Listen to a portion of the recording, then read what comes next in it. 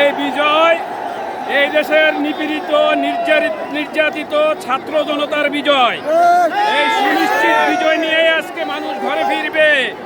আর এই খুনির বিচার এই দেশের মাটিতে হতেই হবে, হতেই হবে।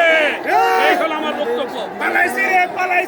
অগাস্ট মানে পতনের সময়।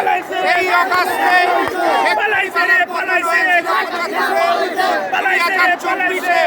এই অগাস্ট মাসেই আবার শেখ পরিবারের পতন হয়েছে।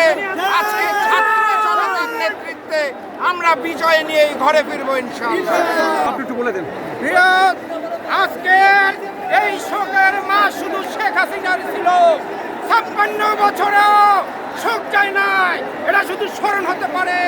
আজকে 2024 সালে বাংলার নিরীহ জনগণের বিরুদ্ধে যারা অস্ত্র উঠিয়েছিল, আজকে আমাদের 2024 সালের স্বাধীনতার স্মরণ হয়ে থাকবে। আমরা আগামীতে এই দেশে কোনো স্মরণ হবে না, হবে শোক। সেই শোক হবে 2024 সালের বিজয়ের শোক, খুনি হাসিনার পতনের শোক। বাংলাদেশ জিন্দাবাদ, বাংলাদেশ বলে দেন।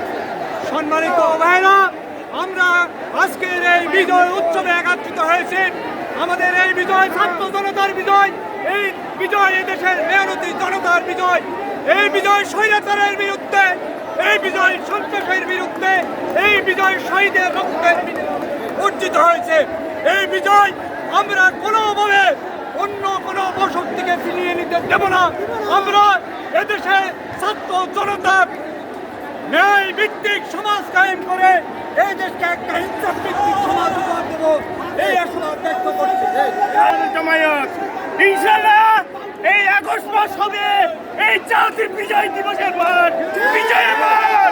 ইনশাআল্লাহ আমাদের হচ্ছে এই বাংলার মাটিতে খুনিদের রাস্তাটা হবে না। ইনশাআল্লাহ থেকে বাংলার মাটি ছাড়ার জন্য বাংলার জনগণের পক্ষ থেকে আমি আজকে ঘোষণা করছি এই মাস হবে জাতীয় বিজয়ের মাস। ইনশাআল্লাহ।